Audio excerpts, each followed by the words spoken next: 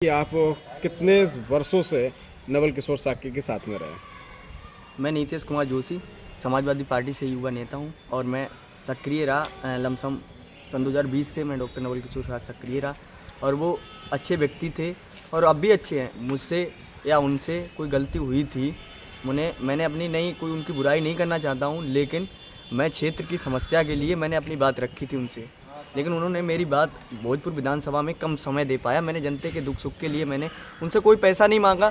जो पैसे के लिए लोग कमेंट कर रहे हैं कि पैसा फेसबुक पे डालने, पैसे के लिए पैसा उन्होंने नहीं दिया, तब नीतीश कुमार जोशी ने डाल दिया। ऐसा कुछ नहीं है। वो हर किसी विधानसभा से तैयारी कर रहे हैं, ये भी नहीं चाहता। अखिलेश जी जहाँ उन्हें लड़ाएंगे, हम लड़ाएंगे उन्हें, और मैं अखिलेश जी का सच्चा सिपाही हूँ। और जो बयानबाजियाँ भई हैं, मैं उनसे आपके चैनल के माध्यम से मैं उनसे माफ़ी भी मांगना चाहता हूँ। गलती में मुझसे हो गया, वो भी नींद में थे, उन्होंने मुझसे भी कुछ कह दिया और मैंने भी उनसे कह दिया। तो कुछ हमारे कुछ द्वारा गया, लोगों के बुजुर्ग द्वारा, जो सम्मानित नेतागण हैं, उनके द्वारा मैंने समझौता मान लिया था।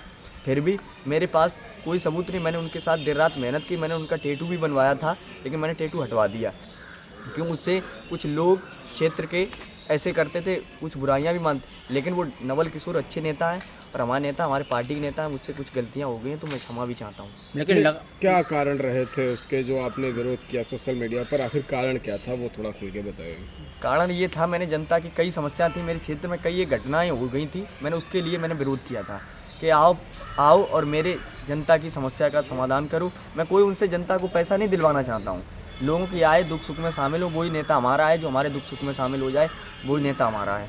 फिर क्या समझौता हुआ, क्या बात हुई? उन्होंने कहा मैं होली के बाद आऊँगा और लोगों से मिलूँगा, जहाँ जहाँ बड़ी घटनाएं हो गई हैं तहाँ तहाँ मिलने का काम करूँगा। और हमारे लिए मैंने यही कहा, मेरे लिए यही, मैंने उनके साथ दिन रात मेहनत की और मैं फिर भी करूँगा, मैं ये भी कह रहा दिल से। फिर आपने सोशल मीडिया पे ऐसा क्यों लगा कि अब की बार हम उनको बीटीसी भी नहीं जीतने देंगे, जिला पंचायत वो ऐसा कोई चुनाव है, वो लड़के दिखा, मैं उनको हर चुनाव हरवाऊँगा?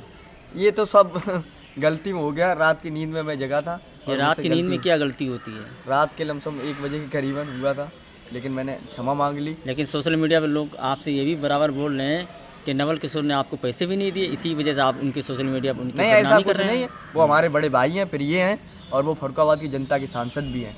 अच्छा, जिस प्रकार से अभी बताया कि नवल किशोर साक्य भी नींद में थे, उन्होंने क्या कुछ आपसे उस वक्त कहा जब आप कोई इतना गुस्सा? ये तो घर परिवार वाली बात है, हमारे परिवार जैसे संबंध है और हमारे परिवार की बात है। वो हो गया, वहाँ से मैं बात ख़त्म करता हूँ और वो हमारे परिवार के व्यक्ति हैं। क्या वास्तव में नींद में ही थे या कहीं एक विधायक जी जनपद के फरुखाबाद के विधायक रहे थे, उन्होंने नशे में विद्यार्थी परिषद के कुछ लोगों से बोल दिया था कि नींद और नशे में थोड़ा फ़र्क होता है? नींद में थे या नशे में थे? वो नींद में थे। वे ऑपरेशन वगैरह करते रहते हैं, इसलिए नींद में वे कम सो पाते हैं और उनके जैसा नेता भी मिलना मुश्किल है फरुखाबाद में। आगे क्या आप रहने वाली है समाजवादी पार्टी की आगामी रणनीति? रणनीति देखिए, अखिलेश जी जिसे लड़ाएंगे, माननीय अखिलेश यादव जी जिसे लड़ाएंगे उसे लड़ाने का काम करेंगे। डॉक्टर नवल किशोर लड़ाएंगे तो मैं उन्हें लड़ाऊंगा और मैं समाजवादी पार्टी के चारों विधानसभा के लोगों को, मैं फरुखाबाद से मैं यही चाहता हूं, अमृतपुर से बड़े भाई डॉक्टर जितेंद्र सिंह यादव आएँ और वो चुनाव लड़ें। और मैं ये वादा करता हूँ कि डॉक्टर जितेंद्र यादव जो अमृतपुर विधानसभा से टिकट ले सकते हैं और जीत भी सकते, तो डॉक्टर जितेंद्र यादव जी सकते हैं, समाजवादी पार्टी के नेता। और फरुखाबाद में अखिलेश जी जिसे लड़ाएंगे मैं उसे लड़ाने का काम करूंगा और मैं समाजवादी पार्टी का सच्चा सिपाही हूँ हमेशा।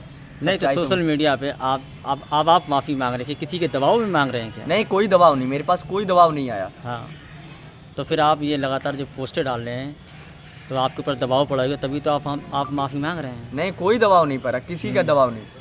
तो कि लोगों के कमेंट आ रहे हैं पैसे लेके, क्या आप तक पैसे पहुंच गए इसलिए माफ़ी मांग रहे हैं? मैंने किसी का पैसा नहीं लिया। कोई कह दे मुझसे पैसा लिया, मैंने किसी का पैसा नहीं लिया और ना कभी लेंगे पैसा। मैं जनता की सेवा में रहूँगा हमेशा और अपने सुख दुख में। और मैं अपनी ग्राम पंचायत की तैयारी भी कर रहा हूँ, ग्राम पंचायत जैसी से।